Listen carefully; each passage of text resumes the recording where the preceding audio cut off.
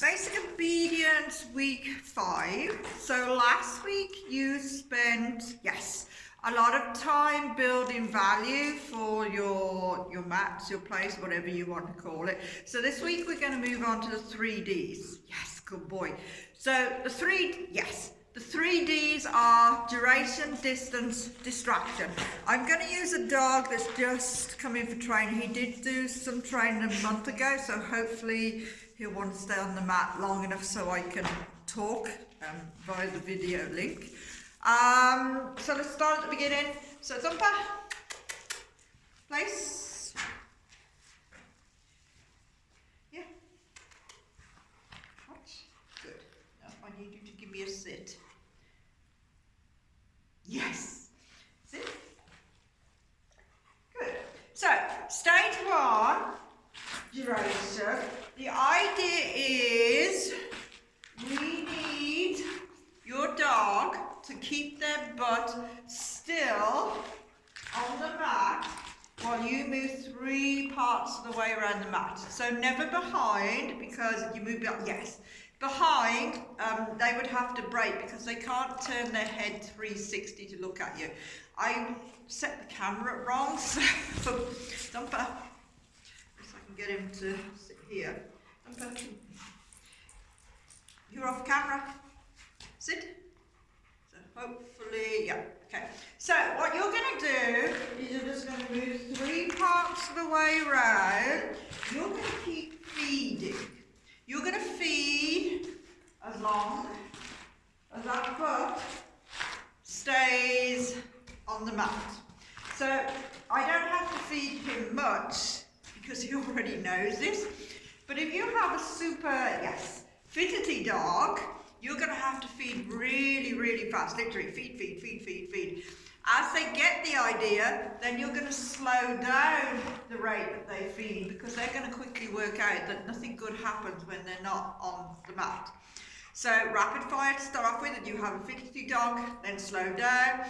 A really laid back dog. Come on. Come on. This is a problem when you can't concentrate on the dog and the camera at the same time, so then they lose interest and they move off.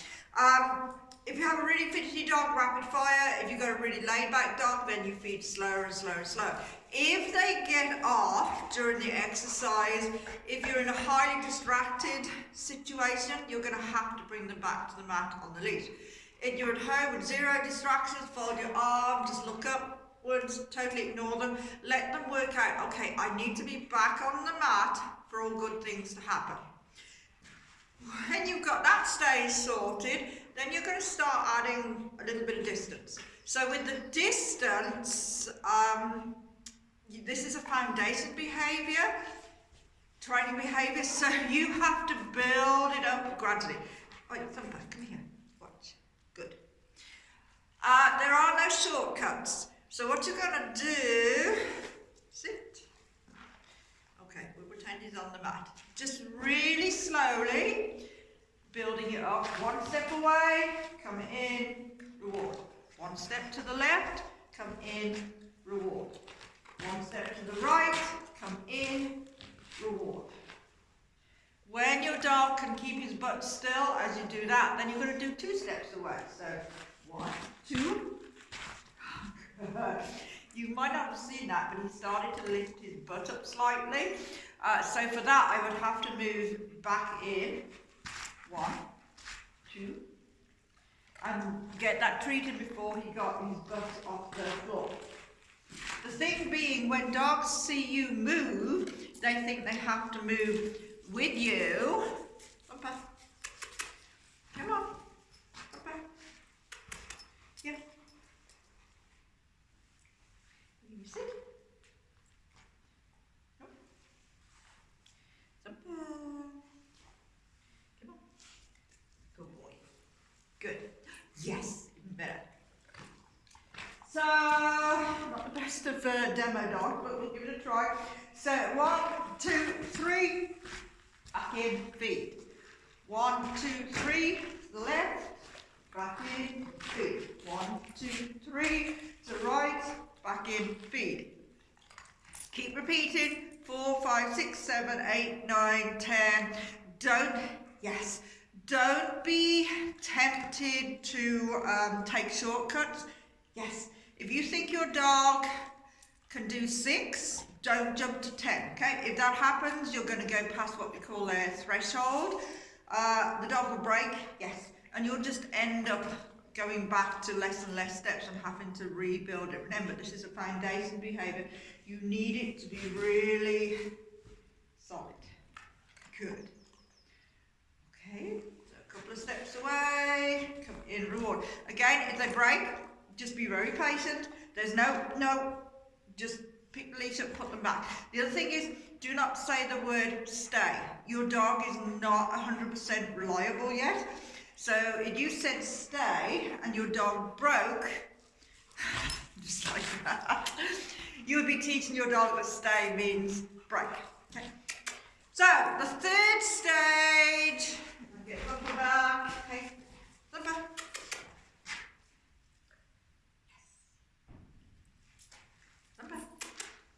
Watch. Find it. No, something going on out there. Distractions. So the idea with distractions is you need to make it as easy as you can. You don't just throw them into something that really distracts them, because you're setting your dog up for failure. You want to break it down into the smallest piece you can, and then gradually build it up to the behaviour that would normally distract him.